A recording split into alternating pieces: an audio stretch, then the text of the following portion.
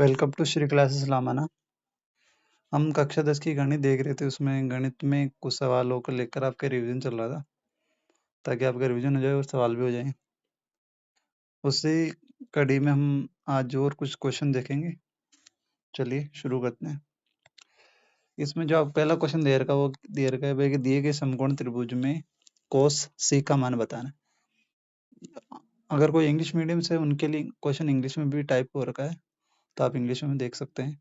In given right angle triangle ABC the value of cos C is. हमें cos C का मान बताना है। तो cos C का मान बताने से पहले हमें त्रिकोणमिति के बारे में कुछ सामान्य जानकारी पता होनी चाहिए, तभी हम इसका आंसर कर पाएंगे। अगर आपको पता है तो अच्छी बात है, आप डायरेक्ट आंसर करिएगा, और नहीं बताए, जिनको नहीं बताए उनके लिए मैं कुछ बेसिक बता देता हूँ, आप फॉलो करिएगा तो आपको भी, आपके लिए भी आसान हो जाएगा। अब जो हमारे जो त्रिकोणमिति वाला चैप्टर है, ये पूरा एक त्रिभुज है, समकोण त्रिभुज, उसी पर आधारित है। आपका चैप्टर का नाम है त्रिकोणमिति, उसी से जुड़ा हुआ ये क्वेश्चन है। त्रिकोणमिति जिसको इंग्लिश में ट्रिग्नोमेट्री बोलते हैं, ट्रिग्नोमेट्री बोलते हैं। अब जो त्रिकोणमिति पूरा एक ही त्रिभुज पे बेस्ड है, जिसे बोलते हैं समकोण त्रिभुज। समकोण त्रिभुज यहाँ मैंने बनाया एक समकोण त्रिभुज, जिसमें इसको नाम दे देते हैं ABC। इसमें 3 भुजाएं दिख रही होगी आपको। 3 भुजाएं, त्रिभुज में 3 भुजाएं होती हैं। अब समकोण त्रिभुज जो नीचे वाली भुजा होती है, उसको बोलते हैं हम आधार। आधार कोई सा भी हो सकता है, ध्यान रखिएगा, लेकिन जो 90 डिग्री के सामने वाली रेखा रहेगी वो हमेशा कर्ण ही रहेगा, ये आपका कर्ण कहलाएगा। और बची हुई एक रेखा जो 90 डिग्री कोण बनाती है, वो लंब कहलाती है। आधार को इंग्लिश में बेस बोलते हैं, कर्ण को इंग्लिश में हाइपोटेन्यूस बोलते हैं, और जो लंब है उसको इंग्लिश में परपेंडिकुलर बोलते हैं। अब इन्हीं 3 भुजाओं के अनुपात के आधार पर 3 अनुपात बनाए गए हैं। तो जो 3 अनुपात वो कौन कौन से हैं? सबसे पहला जो अनुपात बनाया गया है, उसका नाम है साइन थीटा। दूसरा जो अनुपात है वो है कोस थीटा, और जो तीसरा अनुपात है वो है टेन थीटा। ठीक है। अब इनके कुछ मान हैं, वो होता है साइन थीटा। साइन थीटा क्या बोलते हैं? साइन थीटा को बोलते हैं लंब बटे आधार।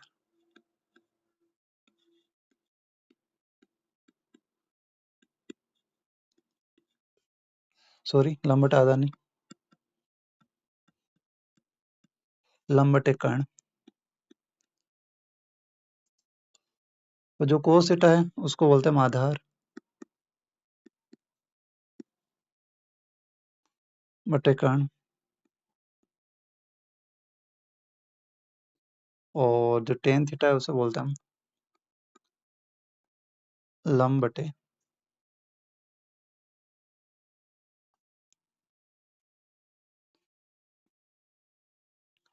बटे आधार। ये 3 इनके उल्टे होते हैं, इन्हीं का उल्टा रूप होता है 3 ही। जो साइन होता है, साइन का उल्टा कहलाता है कोसेक थीटा। कोसेक थीटा वो क्या होता है? और वो होता है कि कर्ण बटे लंब हो जाएगा, ये कर्ण बटे लंब हो जाएगा। दूसरा जो कोस होता है, कोस का उल्टा होता है सेक थीटा। अब सेक का मान इसका उल्ट, क्योंकि उल्टा है तो उल्टा ही लिखेंगे, ये हो जाएगा कर्ण बटे आधार। तीसरा है टेन थीटा, टेन का उल्टा कोट होता है, तो हो जाएगा कोट थीटा। जो कोट थीटा, तो इसका मान होगा आधार बटे लंब, आधार बटे लंब हो जाएगा। ठीक है। ये 6 अनुपात होते हैं टोटल। 3 मेन तो 3 ही है, 3 इनको उल्टे होते हैं। अब किसी किसी को ये प्रॉब्लम होती है कि भाई ये इनका मान कैसे याद रखें, इनको याद रखने का बहुत झंझट है। तो इसके लिए आसान तरीका देखते हैं, हमको हमारे सर ने सिखाया था, यही चीज मैं आपको सिखा देता हूँ। देखो,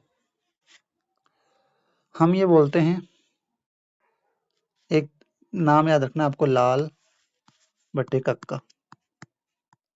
लाल बटे कक्का, लाल बटे कक्का अगर आपको याद रहेगा, इससे आपको सारे अनुपात याद रह जाएंगे। ऊपर लाल बटे कक्का के ऊपर रखना आपको SCT। अब हमने इसको सोना चांदी तांबा बोला था, या सोना चांदी तांबा, सबसे महंगा सोना होता है, उससे सस्ती चांदी होती है, उससे सस्ता तांबा होता है। अब इनके बीच में अगर ऐसे लाइन खींच लोगे तो आपको पता चल जाएगा। साइन, देखो S4 होता है साइन, तो ये हो गया साइन थीटा। साइन के नीचे L और K दे रखा, तो L का मतलब लंब, K का मतलब कर्ण, लंब बटे कर्ण हो गया। दूसरा दे रखा है कोस थीटा, C का मतलब कोस थीटा, कोस का है आधार बटे कर्ण, आधार बटे कर्ण। तीसरा दे रखा T, T से टेन थीटा याद रखो, टेन थीटा लंब बटे आधार, तो ये हो जाएगा लंब बटे आधार। ठीक है, तो ये याद रखने की झंझट ही खत्म हो गया। अब आपको जो उल्टा इसका प्रतिलोम है जो उसको याद रखना पड़ेगा, वो साइन का जो उल्टा होता है वो कोसेक होता है, कोसेक इसको उल्टा कर देना आप। और कोस का उल्टा होता है, इसको यहाँ से सेक होता है, तो सेक उल्टा कर दोगे आप, कर्ण बटे आधार कर देना। टेन का उल्टा जो होता है कोट होता है, और टेन का उल्टा कोट होगा तो इसको बोलेंगे हम आधार बटे लंब। ठीक है, अब इन्हीं ये जो अनुपात दे रखे, इसी का पर आधारित है जो वो क्वेश्चन है, ये वाला जो क्वेश्चन दे रखा है इसी पर आधारित है।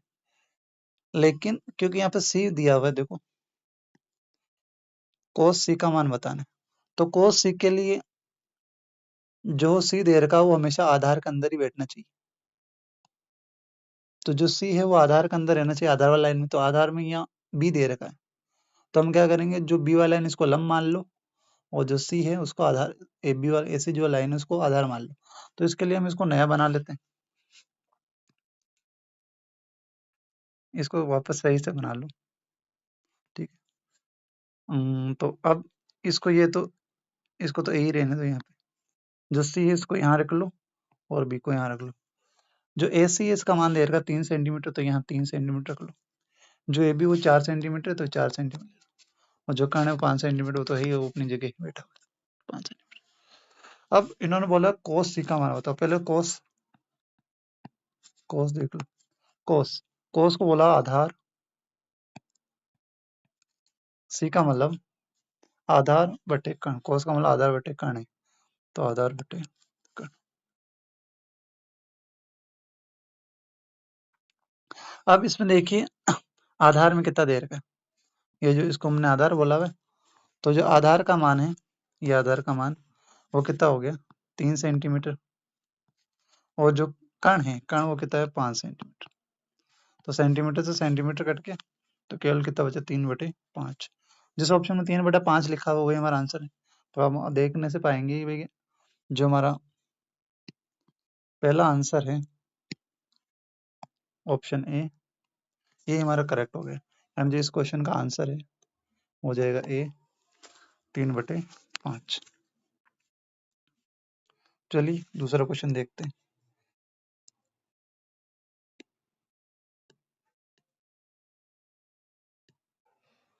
दूसरा क्वेश्चन एक देर का, धरती पर एक मीनार ऊर्ध्वाधर खड़ी है, धरती के एक बिंदु से जो मीनार के पाद बिंदु से 15 मीटर दूर है, मीनार के शिखर का उन्नयन कोण 60 डिग्री है, तो मीनार की ऊंचाई ज्ञात कीजिए। अब इसमें ये दे रखा कि ये भी एक त्रिकोणमिति से जुड़ा जो दूसरा चैप्टर है ऊंचाई और दूरी, उससे जुड़ा हुआ क्वेश्चन है। तो ये जो क्वेश्चन है त्रिकोणमिति से जुड़ा हुआ है। अब इसको देखो दो तरीके से आप सॉल्व कर सकते हो, एक तो डायरेक्टली, तो मेरा ये मानना है, एक तो डायरेक्ट तरीके से ट्रिक के माध्यम से कर सकते हो, दूसरा इसको आप वो एक टेबल आती है, टेबल के थ्रू भी आप याद कर सकते हो। तो मैं दोनों ही तरीके बता देता हूँ, हो सकता है थोड़ा सा लेंदी हो जाए, तो कोई बात नहीं, आप ये आपके जो काम आने वाली चीज़ है वो आएगी। तो सबसे पहले तो हम इसको लेंथी रूप में ही देखते हैं, फिर शॉर्ट रूप में भी देख लेंगे, ठीक है। अब सबसे पहले तो इसके लिए आपको ये पता करने के लिए, इस क्वेश्चन को सॉल्व करने के लिए आपको त्रिकोणमिति की एक सारणी आती है, अनुपात की एक सारणी आती है, वो पता होना चाहिए। अब त्रिकोणमिति की सारणी कौन सी होती है, देखो इसके लिए आपकी बुक में दे रखी एक सारणी दे रखी, वो बना लेते हैं। मैं चाहता तो डायरेक्ट फोटो डाल सकता था, लेकिन क्योंकि आपको बनाना भी सीखना है, इसलिए मैं थोड़ा सा बना के बता रहा हूँ। यहाँ था 0। अब 0 का 15 का पहाड़ा बोलो, देखो 15 का 15, 15 दूना 30, 15 ती 45, 15 चौक 60, 15 पंजे 75 को स्किप करना है, 15 छक्के 90 डायरेक्ट। तो ये एंगल याद रखना है। ये तो हो गया कोण, जिसे हम थीटा बोलते हैं, और यहाँ नीचे आएगा अनुपात। तो हमने पहला देखा था, जो पहला अनुपात सीखा था, हमने बोला था उसको क्या बोलते हैं, साइन थीटा। साइन के बाद में आता है कोस थीटा, और कोस के बाद आता है टेन थीटा। आपके ऊंचाई दूरी के लिए केवल इतनी सी काफी टेबल, इससे ज्यादा सीखने की जरूरत नहीं है, मैं पूरी ही बता दूंगा। अगर आप सीखना चाहोगे तो पूरी, जब जरूरत पड़ेगी तो पूरी टेबल बनाऊंगा आपको। अभी तो इतना ऐसे सीख लो। अब बनाते कैसे इस टेबल को, देखो इसके लिए आपको क्या पता होना चाहिए, आपको गिनती आनी चाहिए, कहाँ से कहाँ तक, 1 से 4 तक। 1 से 4 तक की गिनती आनी चाहिए। 1 से 4 तक की गिनती के लिए क्या करेंगे, देखो सबसे पहले गिनती लिखनी है आपको, 1 2 3 4। 1 से 4 नहीं, सॉरी 0, 0 से स्टार्ट करें, 0 1 2 3 4। ये करने के बाद आपको क्या करना है, सबका अंडरूट लगा देना। अंडरूट बाद में लगाएंगे। देखो लास्ट में कितना लिखा हमने, लास्ट में 4 लिखा, तो सब में 4 का भाग लगा दो। अगर कोई कट रहा है तो काट दो, किसी में भाग जा रहा है तो लगा दो, नहीं जा रहा तो छोड़ दो। देखो अगर 0 में 4 का भाग लगाता है 0 आता है, तो इस सबसे पहले तो हो गया 0। 1 और 4 कटता नहीं, इसको 1/4 को 1/4 ही रहने दो। 2/4 कट रहा, देखो 2 1 कम 2, 2 दूनी 4। 3/4 भी नहीं कटेगा, 3/4 का 3/4 ही रहने दो। 4 के पहाड़े में 4 कितनी बार में आता है, 1 बार में। अब क्या करो, सबका अंडरूट निकाल दो। 0 का जो वर्गमूल होता है वो 0 ही होता है। 1 का वर्गमूल 1 होता है, और 4 का जब अंडरूट करेंगे वो कितना हो जाएगा, 2, 1/2 हो जाएगा। 3 का वर्गमूल होता नहीं, इसलिए अंडरूट 3 ही रहेगा, और 4 का जो वर्गमूल होता है वो होता है 2। 1 सेकंड, कहीं ना कहीं मिस्टेक हुई है। 1 2 3 4 5, 1 2 3 4 5, ये 0, ये 1/2, ये सॉरी सॉरी, यहाँ थोड़ी मिस्टेक हो गई है। यहाँ पे 1 का वर्गमूल ये हो जाएगा 1, और ये हो जाएगा 2। अब 1 का वर्गमूल 1 ही होता है, क्योंकि 2 का कोई वर्गमूल होता नहीं है, तो ये आएगा √2 ही आएगा। √3, क्योंकि 3 का वर्गमूल निकलता नहीं है, √3 आएगा। 4 का वर्गमूल होता है 2, 1 का √1 ही रहता है। बस कुछ नहीं करना, आपको पहली ही लाइन में थोड़ी सी मेहनत करनी है, बाकी टेबल आपके चुटकी पे आ जाएगी, पता ही नहीं चलेगा आपको, बहुत ही आसान हो जाएगी। देखो हमने क्या किया, वापस समझा देता हूँ एक बार। हमने क्या किया, शुरू से लिख के ही बता देता हूँ आपको। देखो हमने हमने ये किया कि सबसे पहले आपको गिनती लिखनी 0 से कहाँ तक, आपको गिनती लिखनी है 0 से 4 तक, 0 1 2 3 और 4। फिर लास्ट में 4 है तो 4 का भाग लगाना, 4 का भाग लगाना, 4 का भाग लगाना, 4 का भाग। अब जिसमें भाग जा रहा है उसका भाग लगा दो, और नहीं जा रहा तो ऐसा कैसे छोड़ दो।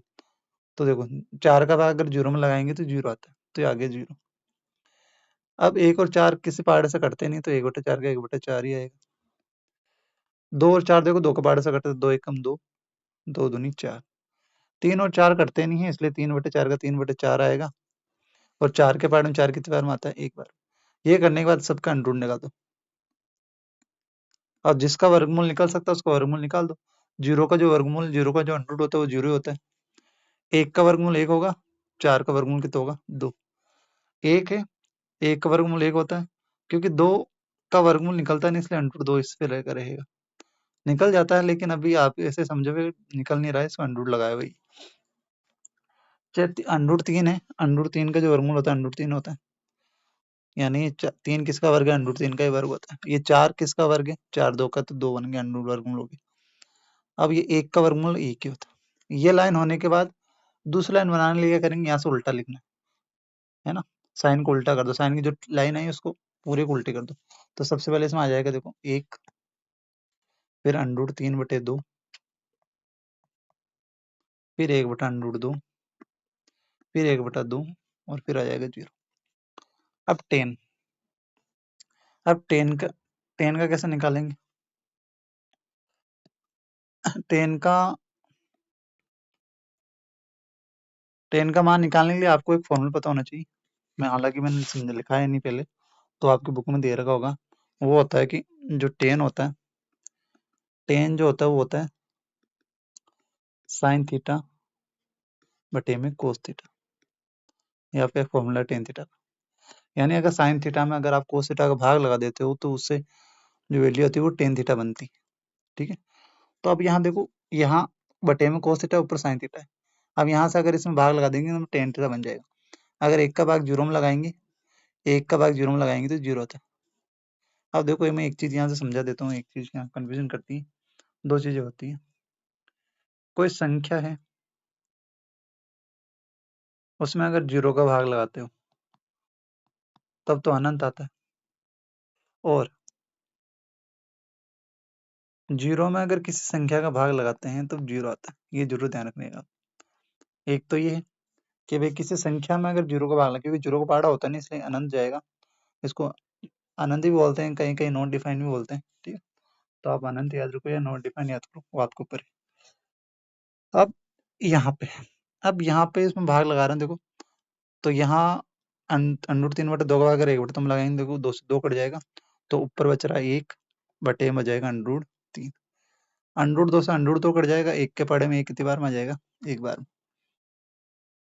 2 से 2 कट गया तो ऊपर बचेगा अंडर 3 बटे में 1 आएगा, 1 को लिखते हैं, नहीं लिखो कोई फर्क नहीं पड़ेगा। यहाँ देखो 0, 0 से अगर 1 को डिवाइड करेंगे, देखो 0 से किसी नंबर को डिवाइड करते हैं तब क्या आता है, अनंत आता है। ये आपको ये टेबल याद रखनी है। इसी टेबल से जो ये आपका क्वेश्चन सॉल्व हो जाएगा। और अगर आपको इतनी मेहनत नहीं करनी तो दूसरा तरीका भी समझाऊंगा। तो पहले आप इसी टेबल के सहायता से क्वेश्चन को सॉल्व करेंगे। ठीक, देखते हैं, एक सेकंड।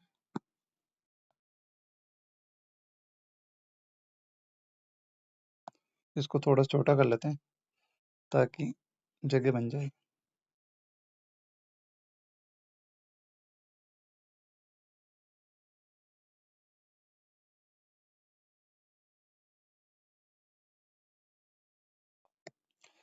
अब देखिए, अब इसको सॉल्व करने का क्या तरीका, पहले तो इसमें बनाना जो दे रखा है वो बनाओ।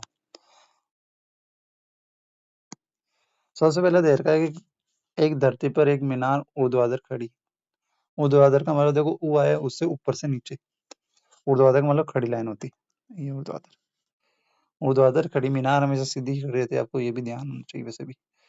एक ऊर्ध्वाधर खड़ी है धरती के एक बिंदु से जो मीनार के पाद बिंदु से 15 मीटर दूर है। यानी ये पाद बिंदु यानी पैर होता है, पैर से 15 मीटर दूर पर या कोई बिंदु स्थित है जिसकी दूरी 15 मीटर है। ये कोई एक बिंदु है। शिखर के साथ उन्नयन कोण 60 डिग्री कोण बनाता है। ये 60 डिग्री कोण बना रहा है, कौन सा कोण, उन्नयन कोण। अब इसमें देखो त्रिकोणमिति में और भी है कि कोण, दो प्रकार के कोण बनते हैं। नीचे से ऊपर देखने में जो कोण बनता है उसको उन्नयन कोण बोलते हैं, और ऊपर से जब नीचे देखेंगे तो जो कोण बनेगा वो अवनमन कोण बनेगा। उसके भी याद रखने का तरीका वो बाद में देखेंगे। तो ये बोल रहा है कि मीनार की ऊंचाई ज्ञात करो। मीनार की ऊंचाई, ये मीनार है, इसकी ऊंचाई, ऊंचाई हमें निकालनी है, जो निकालना तो उसको हम मान लो, ऊंचाई को हम एच बोलते हैं, हाइट, हाइट का एच मान लो। अब कुछ नहीं करना है, जो दे रखा है जो निकालना है उसका अनुपात में ले लो बस। तो ये दे रखा है, ये 90 डिग्री कोण हो गया। तो एच हमें निकालना है, ये दे रखा है, बस इसका अनुपात ले लो। यानी ये लंब है, लंब यानी एच बटे में 15। फिर एक सेकेंड, क्या निकालना है? देखो लंब, लंब निकालना है, और क्या दे रखा है? आधार। लंब बटे आधार को अगर आपको याद है तो लंब बटे आधार अभी थोड़ी देर पहले ही बताया, लंब बटे आधार क्या बोलते हैं, पीछे देखते हैं। लंब बटे आधार यहाँ लिखवा रखा है मैंने, देखो ये रहा। जो लंब बटे आधार होता है उसको बोलते हैं हम टेन थीटा, देखा? तो लंब बटे आधार को क्या बोलेंगे? इसको बोलते हैं हम टेन थीटा। अब लंब, लंब का मान तो है ही नहीं, लंब को एच बोला हुआ है तो इसको एच ही बोलेंगे। देखो ये हो गया एच बटे में आधार, आधार दे रखा 15 मीटर, बराबर टेन। जो थीटा होता है, थीटा का मतलब ये जहाँ पे जो कोण बनता है उसको थीटा बोलते हैं। कितना दे रखा है? 60 डिग्री। अब एच बटे में 15 बराबर, अब हम देखना है टेन 60 का मान कितना। ये टेबल बनाई ना, ये टेबल यहीं काम आएगी कि टेन 60 का मान। देखो ये रही टेन की लाइन, ये यहाँ पे टेन की लाइन है, और टेन की लाइन में 60 डिग्री में देखना कितना लिखा है। टेन 60 में देखो कितना लिख रखा है? √3 लिख रखा है। तो जो टेन 60 है उसका मान हो जाएगा √3, बटे में कुछ नहीं तो एक मान लो। अब क्या करो? क्रॉस गुणा कर दो ऐसे। तो एच को अगर 1 से गुणा करोगे तो एच ही आएगा, √3 को अगर 15 से गुणा करोगे तो 15 √3 आ जाएगा, यानी जो इसका आंसर आएगा 15 √3 मीटर आ जाएगा। तो देख लो ऑप्शन में कहाँ दे रखा है 15 √3, या फिर इसको ऐसे भी लिख सकते हैं √3 × 15, ये भी लिख सकते हो, कोई जरूरी नहीं। एक सेकंड, नहीं नहीं सॉरी गलत, ऐसा दे रहा है ना, 15 √3 मीटर दे रखा है ना। तो देखो ये 3 √15 दे रखा है, ये नहीं है ना, अंडरूट में 3 है ना कि √15 है, ठीक है। तो ये तो हमारा आंसर नहीं है, जो आंसर है ये पहला वाला तो है नहीं। दूसरा देखो 15 √3, दूसरा ऑप्शन ही दे रहा है, ऑप्शन बी। तो इस वाले जो क्वेश्चन है इसको आंसर हो जाएगा बी। अब एक एक नंबर का एक क्वेश्चन, एक नंबर का, इस एक नंबर के क्वेश्चन के लिए इतनी सारी रामायण लिखना से कोई मतलब है नहीं। इसके लिए मैं आसान और शॉर्टकट तरीका बता देता हूँ। अगर मान लो अगर ये क्वेश्चन आ जाता है, ये इतना लंबा चौड़ा जो भी मैंने बताया, ये कब करना है? जब आपके ये डिस्क्रिप्टिव वाला जब क्वेश्चन आए, लिखने वाला जब क्वेश्चन आए उसमें करना है। अगर ये क्वेश्चन मान लो ऑप्शन वाले में आ गया, तब आपको कैसा करना है उसका डायरेक्ट तरीका बताता हूँ मैं। उसको करने के लिए देखो, दो त्रिभुज लेते हैं, दो अनुपात चलते हैं इसका मतलब। देखो त्रिकोणमिति के अनुपात में केवल दो ही त्रिभुज चलते हैं। त्रिभुज तो एक ही है लेकिन अनुपात दो दो चलते हैं। कौन सा? अगर आपको याद होगा तो आपने पढ़ा होगा कि त्रिभुज के आंतरिक कोणों का योग कितना होता है? 180 डिग्री होता है, ठीक है। अब इसको हम बताएं, इसको कर्ण बोलते हैं, इसको क्या बोलते हैं? आधार बोलते हैं, इसको क्या बोलते हैं? हम लंब बोलते हैं। अब ये 90 है तो यहाँ पे एक 60 डिग्री कोण बनेगा ही बनेगा। अगर ये 60 है तो 30 डिग्री यहाँ बनेगा, क्योंकि 180 हो रहा है तो 90 ये निकल गया, 90 30 और 60 हो गया 90, तो एक ये बनेगा। अब हम यहाँ पे लिख लेते हैं, देखो सबसे पहले 30 डिग्री कोण, फिर 60 डिग्री कोण, और फिर 90 डिग्री कोण। 30 के सामने वाली जो रेखा होती है उसको हम बोलते हैं 1, और 90 के सामने वाली रेखा होती है उसको बोलते हैं 2, और जो 60 के सामने वाली रेखा होती है उसको बोलते हैं √3। जहाँ कुछ नहीं है तो एक मान लो। अब क्या होगा? देखो यानी अगर 1 है तो ये इसका डबल हो जाएगा, अगर ये 4 होगा तो यहाँ 8 हो जाएगा, अगर यहाँ 10 है तो यहाँ 20 हो जाएगा, अगर यहाँ 15 है तो यहाँ 30 हो जाएगा, और 60 के सामने कितना हो जाएगा? अगर यहाँ 15 होता है तो 15 √3 हो जाएगा। अब कैसे देखो? 30 का सामने, 30 के सामने यहाँ पे, इधर देखो ये वाले सामने वाली लाइन, 30 के सामने वाली लाइन, ये नीचे आधार है, ये कितने होगी? 30 के सामने वाली 1, इसको तो बोलेंगे हम 1, ये हो जाएगी आपकी 1। 90 के सामने वाली 2 हो जाएगी, ये 90 वाली 90 डिग्री कोण है, इसके सामने वाला कर्ण है, इसको हम बोलेंगे 2। और जो 60 है, 60 ये 60 डिग्री, इसके सामने जो लाइन है यानी लंब, वो कितनी हो जाएगी? 1 √3, 1 √3। तो हमारा देखो उसमें अभी जो लास्ट वाला क्वेश्चन गया था, इस क्वेश्चन में देखो यहाँ पे यहाँ देखो ये रहा, ये 60 है तो ये 30 होगा ही होगा, है ना। तो देखो डायरेक्ट आंसर कैसे करेंगे? 30 के सामने 15 दे रखा, पहले तो अनुपात याद रखो, 30 60 90। 30 के सामने 15 दे रखा है, ये 30 है, 30 के सामने कितना हो जाएगा? 15, ये 30 के सामने 15 है, तो अभी बताए 90 के सामने इसका डबल होगा, यानी ये हो जाएगा 30, ये 15 मीटर है तो 30 मीटर हो जाएगा। और यहाँ पे यहाँ 1 लिखा तो 1 लिखा था, यानी 15 है तो 15 लिखेंगे। साथ में कौन आ जाएगा, √3। यानी जो 60 के सामने वाली रेखा है वो 15 √3 रहेगी। जो 60 डिग्री है ना, 60 डिग्री के सामने वाली जो रेखा रहेगी वो हो जाएगी 15 √3। तो 15 √3 आए, यही है, तो आंसर हमारा यही आया। तो एक डायरेक्ट तरीका हो गई, इतना लंबा चौड़ा नहीं करना, बस आपको ये अनुपात याद रखना। अब देखो एक अनुपात और होता है, एक तो ये हो गया। कभी कभी ये आ जाता है कि दोनों कोण बराबर हो जाएं, कैसे? ये तो 90 ही रहेगा, ये 90 ही। अब एक अनुपात और बन सकता है कि ये 45 डिग्री आ जाए और ये भी आ जाए 45 डिग्री, क्योंकि 90 45 45 भी 90 होते हैं, तो 180 हो गई ये। तो वही है, ये तो आधार ही है, ये हमारा कर्ण है और ये कौन है, लंब। अब 45 45 90 इनका अनुपात क्या चलता है, 45 डिग्री 45 डिग्री और ये 90, इनके बीच में क्या अनुपात चलता है, इनको देखो 45 बराबर होगा तो एक ही मान आएगा, इसका आएगा 1, इसका आएगा 1 और 90 के सामने वाली हो जाएगी √2। 45 के सामने वाली 1 रहेगी, यानी ये रहेगा 1 मीटर, ये रहेगा 1 मीटर और 90 के सामने वाला हो जाएगा √2। एक एग्जाम्पल से बात करते हैं। अगर मान लो ये बोल दे कि भैया जो मीनार है, मीनार की ऊंचाई 18 मीटर है, 18 मीटर मीनार की ऊंचाई है ना, 45 के सामने। तो जो आधार है मीनार से उस बिंदु की दूरी कितनी होगी, वो भी 18 मीटर ही होगी। और उस बिंदु से अगर उस मीनार के ऊपर रस्सी बांधे, एक सीढ़ी लगाई, रस्सी बांधे, उस रस्सी या सीढ़ी की लंबाई क्या होगी, तो हो जाएगी 18 √2 मीटर। ये डायरेक्ट तरीका है निकालने का। अब आप इन तरीकों से, ये जो केवल ये दो दो तरीके के सवाल ही बनेंगे ऊंचाई और दूरी के अंदर, ज्यादा कोई लेना देना है नहीं। इन्हीं के आधार पे ही ये दो त्रिभुज अगर आपको अच्छे से, ये अनुपात अगर आपको अच्छे से समझ में आ जाएगा, तो जो आपको ऊंचाई और दूरी वाला चैप्टर है, अगर वो क्वेश्चन अगर आपको ऑप्शनल वाले में आ जाता है, एमसीक्यू वाले चैप्टर में, एमसीक्यू वाले क्वेश्चन के अंदर आ जाता है, तो आप ये जो दो तरीके हैं, एक ही फर्स्ट वाला ये और सेकंड वाला ये, अगर आप इन दोनों को अच्छे से समझ लेते हो तो आपको ज़्यादा मेहनत करने की जरूरत नहीं पड़ेगी, डायरेक्ट देख के ही आपका आंसर आ जाएगा। और ऐसे ही आपको सवाल करने जो आपके एमसीक्यू वाले, यानी जो आपके बहुविकल्पी वाले, जिसे हम एबीसीडी वाले सवाल बोलते हैं, तो आपको इसी तरीके से करना। तो आज के लिए बस इतना ही। आशा करता हूँ आपको वीडियो पसंद आया होगा और समझाने का तरीका समझ में आया होगा।